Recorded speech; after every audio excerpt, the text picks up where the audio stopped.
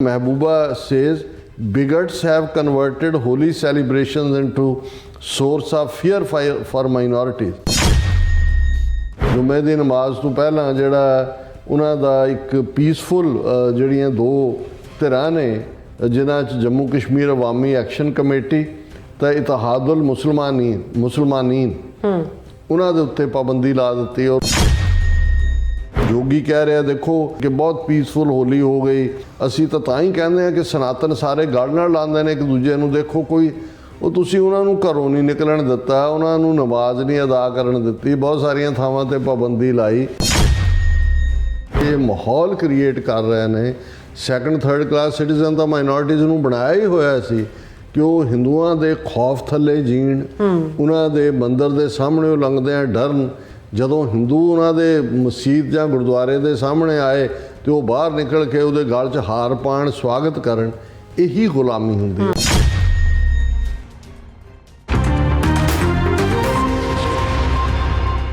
Viewers welcome back again. So viewers ਗੱਲਬਾਤ ਕਰਨ ਜਾ ਰਹੇ ਹਾਂ ਕਿ ਹੋਲੀ ਦੇ ਤਿਉਹਾਰ ਮੌਕੇ ਹਿੰਦੂਤਵੀਆਂ ਨੇ ਭਾਰਤ ਵਿੱਚ ਮੁਸਲਮਾਨਾਂ ਤੇ ਹੋਰ ਘੱਟ ਗਿਣਤੀਆਂ ਨੂੰ ਬੜਾ ਖੌਫਜ਼ਦਾ ਕੀਤਾ ਹੋਇਆ ਹੈ ਔਰ ਇਹ ਇੱਕ ਪੈਟਰਨ ਬਣਦਾ ਜਾ ਰਿਹਾ ਹੈ ਔਰ ਇਹੋ ਜਿਹਾ ਵਰਤਾਰਾ ਮਹਾਕੁੰਭ ਦੇ ਮੌਕੇ ਵੀ ਦੇਖਣ 'ਚ ਮਿਲਿਆ ਔਰ ਘੱਟ ਗਿਣਤੀਆਂ ਇੱਕ ਸਹਿਮ ਵਿੱਚ ਜੀ ਰਹੀਆਂ ਨੇ ਔਰ ਇਹ ਸਭ ਕੁਝ ਹਿੰਦੂਤਵੀ ਲੀਡਰਸ਼ਿਪ ਵੱਲੋਂ ਬੜੇ ਕੈਲਕੂਲੇਟਡ ਤਰੀਕੇ ਨਾਲ ਕੀਤਾ ਜਾ ਰਿਹਾ ਹੈ। ਸੋ ਇਸ ਬਾਰੇ ਆਪਾਂ ਗੱਲਬਾਤ ਕਰਨ ਜਾ ਰਹੇ ਹਾਂ। ਸੋ ਅਸੀਂ ਚਾਹਾਂਗੇ ਕਿ ਤੁਸੀਂ ਇਸੇ ਤਰ੍ਹਾਂ ਬੜੇ ਰਹਿਣਾ ਦੇਖਣ ਸੁਣਨ ਲਈ ਲਿਖਣ ਲਈ ਤੁਹਾਡਾ ਸਭ ਦਾ ਬਹੁਤ ਬਹੁਤ ਸ਼ੁਕਰੀਆ ਜੀ। ਡਾਕਟਰ ਸਾਹਿਬ ਕੀ ਕਹਿਣਾ ਚਾਹੋਗੇ?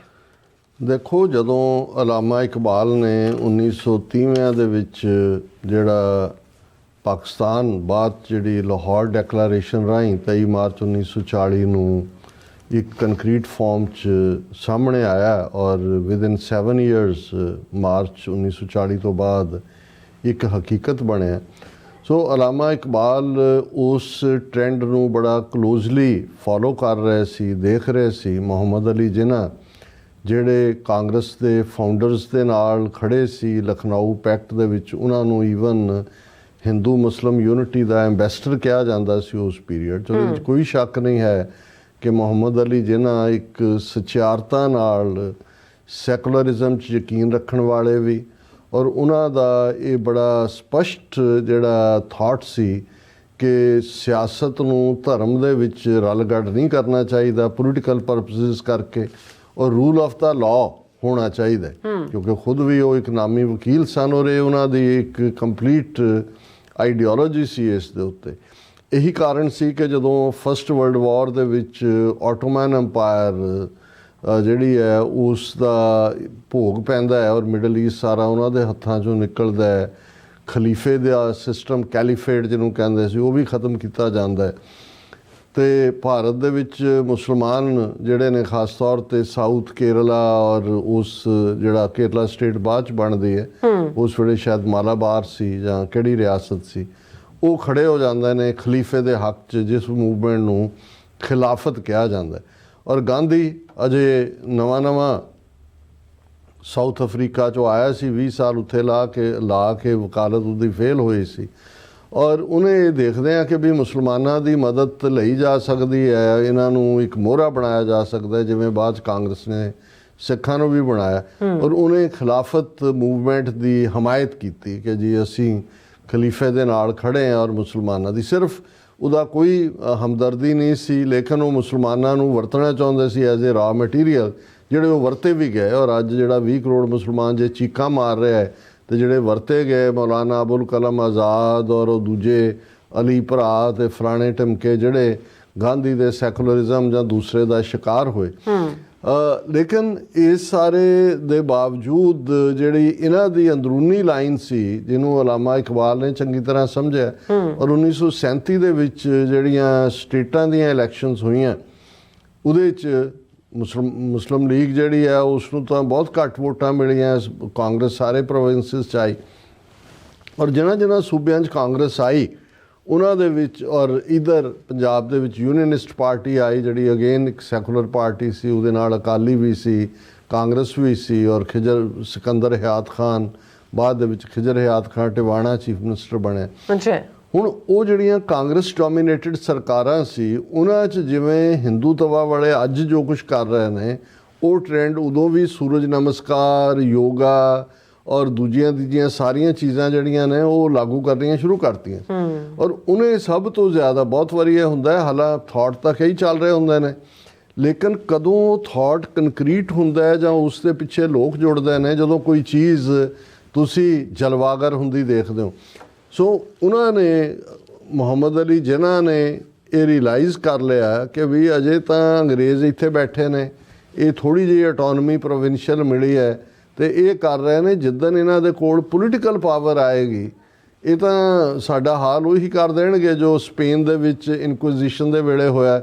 ਹਾਲਾਂ ਸਪੇਨ 700 ਸਾਲ ਮੁਸਲਮਾਨਾਂ ਦੇ ਥੱਲੇ ਰਿਹਾ ਔਰ ਇਹੀ ਕਾਰਨ ਸੀ ਕਿ ਜੇ 1940 ਤੱਕ ਪਹੁੰਚਦੇ ਆ ਪਾਕਿਸਤਾਨ ਦੀ ਗੱਲ ਜਿਹੜੀ ਹੈ ਉਹ ਸਪਸ਼ਟਤਾ ਦੇ ਨਾਲ ਲਾਹੌਰ ਡੈਕਲੇਰੇਸ਼ਨ ਨਾਲ ਸਾਹਮਣੇ ਆਈ ਅਤੇ ਇਹ ਵਰਤਾਰਾ ਸੀ ਜਿਹੜਾ 1937 ਦੇ ਵਿੱਚ ਪ੍ਰੋਵਿੰਸ਼ੀਅਲ ਸਰਕਾਰਾਂ ਨੇ ਜਿਹੜੀਆਂ ਕਾਂਗਰਸ ਨੇ ਕੀਤੀਆਂ ਲਿਆਂਦੀਆਂ। ਔਰ ਅਸੀਂ ਗਿਆਨੀ ਸ਼ੇਰ ਸਿੰਘ ਦਾ ਅਕਸਰ ਜ਼ਿਕਰ ਮੈਂ ਕਰਦਾ ਕਿ ਮਦਨ ਮੋਹਨ ਮਾਲਵੀਆ ਜਿਹੜਾ ਹਿੰਦੂ ਮਹਾਸਭਾ ਦਾ ਪ੍ਰੈਜ਼ੀਡੈਂਟ ਸੀ, ਉਸ ਨੇ ਬੜੇ ਢੀਠਤਾਈ ਦੇ ਅੰਦਾਜ਼ 'ਚ ਅਕਾਲੀ ਲੀਡਰ ਗਿਆਨੀ ਸ਼ੇਰ ਸਿੰਘ ਨੂੰ ਕਿਹਾ ਸੀ ਕਿ ਵੀ ਅੰਗਰੇਜ਼ਾਂ ਨੂੰ ਜਾ ਲੈਣ ਦਿਓ, ਅਸੀਂ ਤਾਂ ਸਿੱਖਿਆ ਪ੍ਰਣਾਲੀ ਦੇ ਵਿੱਚ ਸੰਸ਼ੋਧਨ ਕਰਕੇ ਮੁਸਲਮਾਨਾਂ ਦੀ ਮੁਸਲਮਾਨੀ ਕੱਢ ਦਿਆਂਗੇ। ਹੁਣ ਅੱਜ ਜਿਹੜਾ ਵਰਤਾਰਾ ਇਨ ਜਨਰਲ, ਹਾਲਾਂ 47 ਤੋਂ ਬਾਅਦ ਬਹੁਤ ਲੰਮਾ ਵਕਤ ਐਜੂਕੇਸ਼ਨ ਮਿਨਿਸਟਰ ਮੌਲਾਨਾ ਅਬੁਲ ਕਲਾਮ ਆਜ਼ਾਦ ਔਰ ਬਾਅਦ ਦੇ ਵਿੱਚ ਡਿਫਰੈਂਟ ਲੋਕ ਰਹੇ, ਲੇਕਿਨ ਜੇ ਅਸੀਂ ਦੇਖੀਏ ਵੀ ਜੇ 2014 ਦੇ ਵਿੱਚ ਜਦੋਂ ਮੋਦੀ ਪ੍ਰਾਈਮ ਮਿਨਿਸਟਰ ਬਣਦਾ ਹੈ, ਜਿਹਨੂੰ ਜਿਹੜੀ ਕੰਗਣਾ ਰਣੌਤ ਹੈ ਉਹ ਅਸਲੀ ਆਜ਼ਾਦੀ ਕਹਿੰਦੀ ਹੈ, ਮੋਹਨ ਭਾਗਵਤ RSS ਚੀਫ ਨੇ ਵੀ ਦਿੱਲੀ 'ਚ ਆ ਕੇ ਕਿਹਾ ਕਿ ਜੀ ਹੁਣ 1000 ਸਾਲ ਦੀ ਗੁਲਾਮੀ ਬਾਅਦ ਸਾਡਾ ਰਾਜ ਸ਼ੁਰੂ ਹੋਇਆ। ਅਤੇ ਅਸੀਂ ਇਹਨਾਂ 11 ਸਾਲਾਂ ਦੀ ਜੇ ਕਾਰਗੁਜ਼ਾਰੀ ਦੇਖੀਏ ਤੇ ਜਿਸ ਤੇਜ਼ੀ ਨਾਲ 20 ਕਰੋੜ, ਕੋਈ ਛੋਟੀ ਗਿਣਤੀ, 20 ਕਰੋੜ ਵੀ ਅਸੀਂ ਰਫਲੀ ਕਹਿੰਦੇ ਹਾਂ ਜੇ, ਕਿਉਂਕਿ ਸੈਂਸਸ ਹੋਈ ਨਹੀਂ, ਜਿਹੜੀ ਹੈ 2021 ਦੇ ਵਿੱਚ ਡਿਊ ਸੀ ਔਰ ਇਹ 25-26 ਕਰੋੜ ਤੱਕ ਗਿਣਤੀ ਹੋਏਗੀ।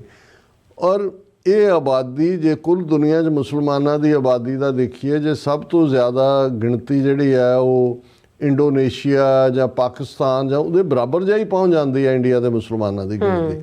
ਔਰ ਕਿੰਨੇ 20 ਕਰੋੜ ਜਾਂ 22 ਕਰੋੜ ਬਹੁਤ ਵੱਡਾ ਨੰਬਰ ਹੈ, ਪਰ ਜਿਵੇਂ ਉਹਨਾਂ ਨੂੰ ਸੈਕੰਡ ਕਲਾਸ ਸਿਟੀਜ਼ਨ ਤਾਂ ਉਹ ਬਣਾ ਹੀ ਰਹੇ ਸੀ 47 ਤੋਂ ਬਾਅਦ ਹੀ। ਉਹਨਾਂ ਦੇ ਖਿਲਾਫ ਵਾਇਲੈਂਸ ਕਦੇ ਅਹਿਮਦਾਬਾਦ 'ਚ ਰਾਈਟਿੰਗ ਹੋ ਗਈ, ਕਦੇ ਮੇਰਠ 'ਚ ਹੋ ਗਈ, ਕਦੇ ਅਲੀਗੜ੍ਹ 'ਚ ਹੋ ਗਈ। ਰਾਈਟਿੰਗ ਕੀ ਸੀ? ਉਹ ਕਿਲਿੰਗ ਆਫ ਦਾ ਮਾਈਨੋਰ। ਇਹ ਤਾਂ ਸਾਨੂੰ ਵੀ ਨਵੰਬਰ 84 ਨੂੰ ਜਦੋਂ ਇਹ ਹਿੰਦੂ ਸਿੱਖ ਦੰਗੇ ਕਹਿਣ ਲੱਗੇ ਤਾਂ ਸਾਨੂੰ ਸਮਝ ਆਈ ਕਿ ਵੀ ਇਹ ਜਿਹੜੇ ਹਿੰਦੂ ਮੁਸਲਮਾਨ ਦੰਗੇ ਕਹਿੰਦੇ ਸੀ ਇਹ ਤਾਂ ਅਸਲ 'ਚ ਮੁਸਲਮਾਨਾਂ ਦੀ ਨਸਲਕੁਸ਼ੀ ਸੀ ਜਾਂ ਮੁਸਲਮਾਨਾਂ ਦੀਆਂ ਕਿਲਿੰਗਸ ਹੀ ਸੀ, ਜਿਵੇਂ ਨਵੰਬਰ 84 ਸਿੱਖਾਂ ਦੀ ਨਸਲਕੁਸ਼ੀ ਹੈ। ਬਿਲਕੁਲ। ਔਰ ਇਸ ਸਾਰੇ ਦੇ ਬਾਵਜੂਦ ਉਹ ਇੱਕ ਲਿਮਿਟਿਡ ਲੈਵਲ ਦੇ ਉੱਤੇ ਕੁਛ ਹੁੰਦਾ ਸੀ। ਇੱਕ ਧਿਰ ਭਾਰਤੀ ਜਨ ਸੰਘ ਜਿਹੜੀ ਇਹਨਾਂ ਦਾ ਪੋਲੀਟੀਕਲ ਵਿੰਗ ਸੀ RSS ਦਾ, ਪਰ ਹੁਣ ਜਦੋਂ ਦੀ ਇਹਨਾਂ ਦੇ ਕੋਲ ਪੋਲੀਟੀਕਲ ਪਾਵਰ ਆਈ ਹੈ, ਇਹਨਾਂ ਨੇ ਕਿਵੇਂ ਸਿਸਟੇਮੈਟਿਕਲੀ ਇੱਕ ਖੌਫ, ਇੱਕ ਡਰ ਦਾ, ਇੱਕ ਤਾਂ ਕਾਨੂੰਨੀ ਹੈ ਐਂਟੀ ਕਨਵਰਜਨ ਲਾਅ, ਦੂਜੇ ਤੀਜੇ, ਪਰ ਤੁਸੀਂ ਦੇਖੋਗੇ ਕਿ ਸਿਸਟੇਮੈਟਿਕਲੀ ਜਿਹਦੇ ਲਈ ਫਿਲਮੀ ਦੁਨੀਆ ਦੇ ਵਿੱਚ ਵੀ ਆਪਣੇ ਬੰਦਿਆਂ ਨੂੰ ਅੱਗੇ ਉਭਾਰਿਆ। ਨਫ਼ਰਤ ਗੁਜਰਾਤ ਫਾਈਲ ਜਿਹੜੀ ਹੈ, ਗੁਜਰਾਤ ਫਾਈਲਸ ਤਾਂ ਉਹਨੇ ਰਾਣਾ ਅਯੂਬ ਨੇ ਲਿਖੀ, ਉਹ ਤਾਂ ਉਹਨਾਂ ਨੇ ਛਪਣੀ ਨਹੀਂ ਦਿੱਤੀ ਔਰ ਉਹਨੂੰ ਬੀਬੀ ਦੇ ਖਿਲਾਫ ਵੀ ਕੇਸ ਪਾਏ ਹੋਏ ਨੇ। ਪਰ ਕਸ਼ਮੀਰ ਫਾਈਲਸ ਦੇ ਨਾਂ ਥੱਲੇ ਸਾਰੀ ਕਹਾਣੀ ਵਨ ਸਾਈਡਡ ਕਿ ਕਸ਼ਮੀਰੀ ਪੰਡਤਾਂ ਦੇ ਕਿੰਨੇ ਜ਼ੁਲਮ ਹੋ ਰਹੇ ਨੇ। ਕੇਰਲਾ ਫਾਈਲਸ ਦੇ ਨਾਂ ਥੱਲੇ ਕਿ ਜੀ ਉੱਥੇ ਜਿਹੜੀ ਹੈ ਉਹ ਕਨਵਰਜਨ ਹੋ ਰਹੀ ਹੈ। ਔਰ ਫਿਰ ਕਿੰਨੇ ਜਿਹਾਦ ਇਹਨਾਂ ਨੇ ਮੁਸਲਮਾਨਾਂ ਨਾਲ ਜੋੜ ਦਿੱਤੇ, ਲਵ ਜਿਹਾਦ, ਕਰੋਨਾ ਜਿਹਾਦ। ਅਸਾਮ ਦੇ ਵਿੱਚ ਕਿਸੇ ਇਲਾਕੇ ਦੇ ਵਿੱਚ ਫਲੱਡ ਆਇਆ ਤਾਂ ਉੱਥੇ ਉਹ ਬੜਾ ਫਿਰਕੂ ਚੀਫ ਮਿਨਿਸਟਰ ਹੈ, ਉਹ ਕਹਿੰਦਾ ਜੀ ਫਲੱਡ ਜਿਹਾਦ, ਇਹ ਵੀ ਉਹ ਮੁਸਲਮਾਨਾਂ ਦੇ ਫਲਾਣੇ ਇਲਾਕੇ 'ਚੋਂ ਲਿਆਂਦਾ, ਇਹ ਫਲੱਡ ਜਿਹਾਦ ਦੂਜੇ ਦੀ। ਹੁਣ ਇਸੇ ਤਰ੍ਹਾਂ ਇਹਨਾਂ ਨੇ ਕਿਵੇਂ ਹਰ ਤਿਉਹਾਰ ਨੂੰ ਵੀ ਜਿਹੜਾ ਹਿੰਦੂਆਂ ਨੇ ਸਰਕਾਰੀ ਖਜ਼ਾਨਾ ਤਾਂ ਉਹ ਐਂ ਵਰਤਦੇ ਨੇ ਜਿਵੇਂ ਇਹਨਾਂ ਦੇ ਪਿਓ ਦੀ ਜਾਇਦਾਦ ਹੋਏ। ਉਹ ਭੁੱਲ ਗਏ ਕਿ ਵੀ ਉਹ ਟੈਕਸ ਪੇਅਰ ਮਨੀ, ਟੈਕਸ ਮੁਸਲਮਾਨ ਵੀ ਦਿੰਦਾ ਹੈ, ਈਸਾਈ ਵੀ ਦਿੰਦਾ ਹੈ, ਸਿੱਖ ਵੀ ਦਿੰਦਾ ਹੈ, ਦਲਿਤ ਵੀ ਦਿੰਦਾ ਹੈ, ਸਾਰਿਆਂ ਦਾ। ਲੇਕਿਨ ਉਹ ਖੁੱਲ੍ਹੇ ਦੋ ਹੱਥਾਂ ਨਾਲ ਕਰਦੇ ਨੇ। ਔਰ ਅਸੀਂ ਇਹ ਦੇਖ ਰਹੇ ਹਾਂ ਵੀ ਉਹ ਹੁਣ ਜਿਹੜੇ ਹਿੰਦੂ ਫੈਸਟੀਵਲ ਜਿਹਨੂੰ ਆਲਮੋਸਟ ਸਰਕਾਰ ਹੀ ਮਨਾਉਂਦੀ ਹੈ ਵੱਡੇ ਪੈਮਾਨੇ 'ਤੇ, ਉਹ ਸ਼ਿਵਰਾਤਰੀ ਹੋਇਆ, ਮਹਾਕੁੰਭ ਦੇ ਥੱਲੇ 60-62 ਕਰੋੜ ਲੋਕ ਕਹਿੰਦੇ ਨੇ ਜੀ ਗੰਗਾ ਔਰ ਉਸ ਪ੍ਰਯਾਗਰਾਜ 'ਚ ਨਹਾ ਕੇ ਗਏ ਨੇ। ਫਿਰ ਉਹ ਮੌਨ ਅਮਾਵਸਿਆ ਆ ਗਈ ਕਿ ਜੀ ਅਮਾਵਸਿਆ ਦਾ ਨਹਾਉਣਾ। ਹੁਣ ਜਿਹੜਾ ਹੋਲੀ ਦਾ ਦਿਨ, ਜਿੰਨਾ ਖੌਫ ਪੈਦਾ ਕੀਤਾ ਗਿਆ ਔਰ ਜਿਸ ਲੈਵਲ ਦੇ ਉੱਤੇ ਜਿਹੜੇ ਉਹਨਾਂ ਦੇ ਬੈਠੇ ਵਜ਼ੀਰ ਨੇ, ਯੂਪੀ ਦਾ ਆਦਿੱਤਿਆਨਾਥ ਯੋਗੀ ਦਾ ਵਜ਼ੀਰ ਕਹਿੰਦਾ ਕਿ ਜੀ ਇੰਨਾ ਹੀ ਡਰ ਲੱਗਦਾ ਰੰਗਾਂ ਤੋਂ ਮੁਸਲਮਾਨਾਂ ਨੂੰ ਤਾਂ ਚਲੇ ਜਾਣ ਦੇਸ਼ ਛੱਡ ਕੇ। ਉਸ ਤੋਂ ਪਹਿਲਾਂ ਇੱਕ ਵਜ਼ੀਰ ਕਹਿ ਚੁੱਕਾ ਸੀ ਕਿ ਜੀ ਇਹ ਤਾਂ ਅਸੀਂ ਜਿਹੜਾ ਇਹਨਾਂ ਨੂੰ ਮੁਸਲਮਾਨ ਜਿਹੜੇ ਨੇ ਉਹ ਤਰਪਾਲਾਂ ਪਾ ਘਰੋਂ ਨਿਕਲਣ ਨਾ, ਜੇ ਨਿਕਲਣਾ ਤੇ ਤਰਪਾਲਾਂ ਪਾ ਲੈਣ। ਫਿਰ ਅਸੀਂ ਜ਼ਿਕਰ ਕੀਤਾ ਸੀ ਕਿ ਕਿਵੇਂ 5-6 ਵੱਡੀਆਂ ਮਸੀਤਾਂ ਦੇ ਉੱਤੇ ਤਾਂ ਤਰਪਾਲ ਪਾ ਦਿੱਤੀ ਗਈ ਕਿਉਂਕਿ ਮੁਬਾਰਕ ਰਮਜ਼ਾਨ ਚੱਲ ਰਿਹਾ ਹੈ। ਬਿਲਕੁਲ। ਔਰ ਜੁਮਾ ਫਰਾਈਡੇ ਕੱਲ ਦੂਸਰਾ ਜੁਮਾ ਸੀ ਜਿਹੜਾ ਰਮਜ਼ਾਨ ਮਹੀਨੇ ਦਾ, ਔਰ ਉਹ ਬਾਹਰ ਜਿਹੜੀ ਹੈ ਪ੍ਰੇਅਰ ਬਾਹਰ ਈਦਗਾਹ 'ਚ ਹੁੰਦੀ ਹੈ। ਈਦਗਾਹ ਕਹਿੰਦੇ ਹੀ ਨੇ ਕਿ ਵੀ ਉਸ ਨੂੰ ਜਿੱਥੇ ਵੱਡੀ ਖੁੱਲ੍ਹੇ ਤੌਰ ਦੇ ਉੱਤੇ ਨਮਾਜ਼ ਅਦਾ ਕੀਤੀ ਜਾਂਦੀ ਹੈ, ਉਹ ਵੀ ਬਹੁਤ ਸਾਰੀਆਂ ਥਾਵਾਂ 'ਤੇ ਬੰਦ ਕਰਤੀ ਗਈ ਸਰਕਾਰਾਂ ਨੇ, ਨਹੀਂ ਰਾਈਟਿੰਗ ਹੋਏਗੀ। ਔਰ ਇਸ ਲੈਵਲ ਦੇ ਉੱਤੇ ਕਿ ਵੀ ਉਹ ਤਿਉਹਾਰ ਜਿਵੇਂ ਮੈਂ ਕਿਹਾ ਸੀ ਉਹ ਤਾਂ ਸ਼ੂਦਰਾਂ ਦੇ ਹਵਾਲੇ ਕੀਤਾ ਹੋਇਆ, ਹੋਲੀ ਸ਼ੂਦਰਾਂ ਦਾ ਤਿਉਹਾਰ ਬ੍ਰਾਹਮਣ ਨੇ ਬਣਾਇਆ। ਕਦੇ ਤੁਹਾਨੂੰ ਬਨਾਰਸ, ਕੁਰੂਕਸ਼ੇਤਰ ਜਾਂ ਪ੍ਰਯਾਗ ਦੇ ਤੇ ਦੂਜੇ ਕੁਛ ਪੰਡਤਾਂ ਦੀਆਂ ਧੋਤੀਆਂ ਚਿੱਟੀਆਂ ਜਿਹੜੀਆਂ ਤੁਸੀਂ ਸ਼ਕਲਾਂ ਦੇਖੋ, ਜਿੰਨੇ ਸਾਰੇ ਭੂਤ ਬਣੇ ਹੋਏ ਨੇ, ਸਭ ਉਹ ਸ਼ੂਦਰ ਕਲਾਸ ਹੈ। ਬ੍ਰਾਹਮਣ ਆਪ ਤਾਂ ਵਿਸਾਖੀ ਦੇ ਉੱਤੇ ਵਿਸਾਖ ਮਹੀਨੇ 'ਚ ਦਾਨ ਲੈਂਦਾ ਹੈ। ਕਸ਼ਤਰੀਆਂ ਨੂੰ ਦੁਸਹਿਰਾ ਦਿੱਤਾ ਹੋਇਆ ਵੀ ਜਾਓ ਰਾਮ ਰਾਵਣ ਦੀਆਂ ਕਹਾਣੀਆਂ ਤੇ ਤੀਰ ਕਮਾਨ ਲੈ ਕੇ ਕਰੋ, ਤੇ ਬਈ ਖਾਤੇ ਵੈਸ਼ਿਆਂ ਦੇ, ਲਾਲਿਆਂ ਦੇ, ਸੇਠਾਂ ਦੇ, ਅਗਰਵਾਲਾਂ ਦੇ, ਗੁਪਤਿਆਂ ਦੇ, ਦੂਜੇ ਜੈਨੀਆਂ ਦੇ, ਉਹ ਸਾਰੇ ਲక్ష్ਮੀ ਪੂਜਾ, ਦੀਵਾਲੀ। ਤੇ ਸ਼ੂਦਰ ਇਹਨਾਂ ਨੂੰ ਕਿਹਾ ਵੀ ਇੱਕ ਦੂਜੇ ਦੇ ਸਿਰ 'ਚ ਸਵਾਹ ਪਾਓ। ਲੇਕਿਨ ਇਸ ਵਾਰ ਇਸ ਹੋਲੀ ਦੇ ਬਹਾਨੇ ਜਿੰਨਾ ਖੌਫ ਪੈਦਾ ਕੀਤਾ ਗਿਆ, ਇੰਨਾ ਡਰ, ਔਰ ਫਿਰ ਪੂਰਾ ਜੀ ਇੰਨਾ ਅਰੇਂਜਮੈਂਟ, ਇੰਨੀ ਫਲੈਗ ਮਾਰਚ ਕਰਤੇ, ਇੰਨੇ ਸ਼ਹਿਰਾਂ 'ਚ ਇੰਨੇ ਜ਼ਿਲ੍ਹੇ ਐਮਰਜੈਂਸੀ ਡਿਕਲੇਅਰ। ਉਹ ਹੋਲੀ ਜੇ ਇੱਕ ਪਾਸੇ ਦੁਨੀਆ ਨੂੰ ਵੇਚਣ ਲਈ ਦਿੱਲੀ ਦੇ ਵਿੱਚ ਜਿਹੜੇ ਬਾਹਰਲੇ ਡਿਪਲੋਮੈਟ ਨੇ, ਜਾਪਾਨ ਦਾ, ਇਜ਼ਰਾਈਲ ਦਾ, ਆਸਟ੍ਰੇਲੀਆ ਦਾ, ਦੂਜੇ ਤੀਜੇ ਉਹ ਲੱਗੇ ਹੋਏ ਨੇ ਜੀ ਇਹ ਤਾਂ ਮਿਲਨ ਹੈ ਹੋਲੀ। ਸਾਨੂੰ ਤਾਂ ਪਹਿਲੀ ਵਾਰ ਪਤਾ ਲੱਗਾ ਕਿ ਇਹਦੇ 'ਚ ਕੋਈ ਬਿਨਾਂ ਕਿਸੇ ਇੱਕ ਦੂਜੇ ਤੋਂ ਨਫ਼ਰਤ ਦੇ ਸਭ ਇੱਕ ਦੂਜੇ ਨੂੰ ਗਲ ਨਾਲ ਲੱਗਦੇ ਨੇ।